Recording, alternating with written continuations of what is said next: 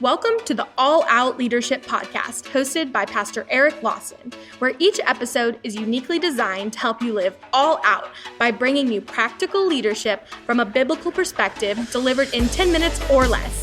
So whether you're a business leader, serving in ministry, or simply looking to grow in your leadership, this podcast is for you. Before we dive into this week's topic, make sure to subscribe to the podcast and download the show notes at ericlawson.com/podcast. And while you're at it, feel free to share the content on social media. Now, let's join Pastor Eric for this week's conversation. Welcome to another edition of the All Out Leadership Podcast. We are on the element value of T for truth. We're going to continue, and I want to read Ephesians 4:25, which is part of our foundational verse for the value of truth. Therefore, put away lying. Let each one of you speak truth with his neighbor, for we are members of one another. Be angry and do not sin. Do not let the sun go down on your wrath, nor give place to the devil. So the Bible tells us that we're to speak the truth in love. But what does that mean? Because that means so many different things to different people. I've been beat up by this verse where people had really taken it out of context, said they were speaking the truth in love, and pretty much just left me a bloody mess.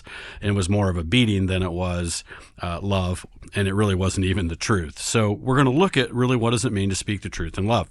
Jesus is always the perfect model, and we see that Jesus came in grace and in truth. That could be love and in truth. Love and truth is like a warm fireplace on a cold winter night. I've once read it both provides light and it provides heat. And so what we see is truth without love would be light of a fire without warmth.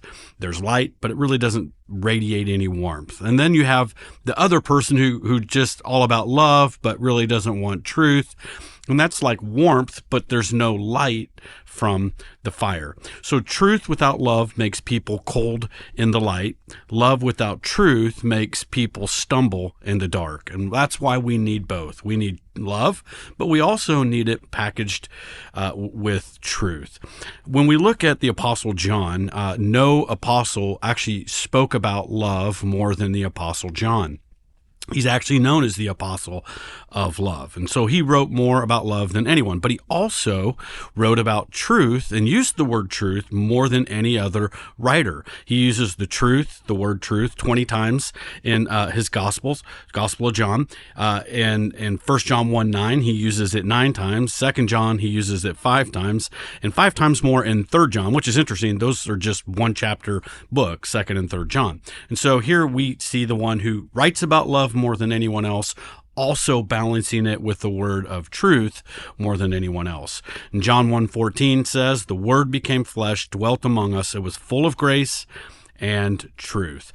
What we see is Jesus always starts with grace, but then he always wraps it up with truth. We have a couple examples of Jesus modeling this for us. When Jesus is speaking to the 7 churches in Revelation chapter 2, verse 3, he always starts with grace. He always starts with trying to find the good. And honestly, he finds some good even in some really bad churches. And I appreciate that about Jesus, that no matter how bad or how down we are, he can still find good. And he starts with the good, but then he always brings truth and he always brings correction. He brought correction and coaching to 5 of the 7 churches.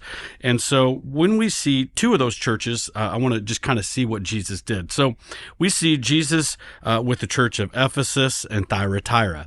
Ephesus was weak in its love.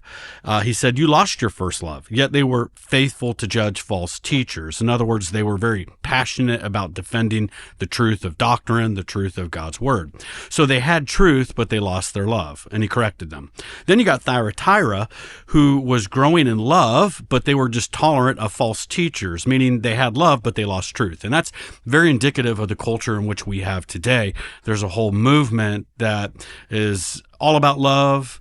We love everybody, we accept everybody, but they've lost truth. Now, we do see that Jesus does accept people, and you can accept people, but that doesn't mean I have to approve of your behavior.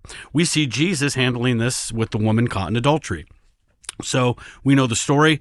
They bring a woman caught in adultery, the Pharisees, to Jesus. And the law says this woman must be stoned. What do you say? They're really trying to trap him. And he just bends down, starts writing with his finger in the sand. And the way it's written in the Greek, when he's writing in the Greek, it literally implies he's writing against, meaning he's probably writing a name, a place, a date, something that would convict those who are holding rocks in their hand of them being guilty of the same sin somewhere that they're accusing this woman of. One by one, they begin to drop their rocks. Jesus said, whoever's without sin, cast the first stone. And one by one, they're dropping the rocks. Pretty soon they've all left. So then he says to the woman, he goes, where are your accusers? And she says, there are none, Lord. And then he says this gracious statement, neither do I condemn you. The only one who had a right to throw the rock was the Rock of Ages himself, the one who with the very finger who carved in the 10 Commandments out of stone, thou shalt not commit adultery, was Jesus. That very one who had the right to throw the rock didn't throw the rock.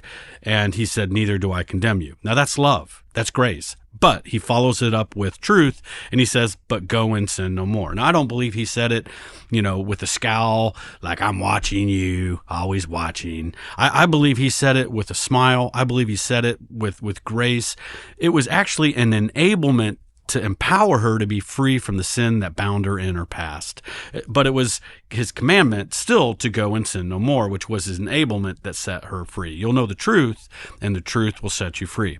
A person who knows love may feel good, but there's no freedom without truth, because it's the truth that sets us free. And so we're to speak the truth in love. It's truth and love. I've been, again, beat up by this verse many times. I had different people who will come to me, well, Pastor, I'm just speaking the truth in love, and they're, rebuking me and rebuking something about the church. But often what I have found is this: it's not truth, it's their version of the truth. Often what people have are opinions. They have an opinion of how we should have worship. They have an opinion of how I should teach, or how I should preach, or how we should dress, and what I should be addressing inside a culture. And they all have opinions. And so I've been beat up by this truth, speaking the truth in love, Pastor. Well, it might not actually be a truth. It might just be your opinion. In fact, probably 90% of the time when I dissect it, it's really more of an opinion. It's more of a preference. It's more of their own interpretation of something. And so I just always like to remind people just a value that we hold here in terms of, as we walk in love, as we walk in truth, this statement. In essential beliefs, we believe there should be unity. In non-essential beliefs, we believe there should be liberty. In all our beliefs, we believe that there must be love towards one another. So that verse, speaking the truth in love, is not an excuse to beat one another up. And we're going to unpack that a little bit further and help you understand what is the right time, what is the right way to address certain things when you need to. See you in the next episode. Thank you for joining us on the All Out Leadership Podcast. We hope you gain new biblical insight that challenged you to grow in your leadership. If you've enjoyed this week's episode, we would love your help in getting the content out farther. You can help by subscribing to the podcast at ericlawson.com/podcast and telling others about it. Next week, Pastor Eric will be back with another episode. So until then, we hope you have a great week being an all-out leader.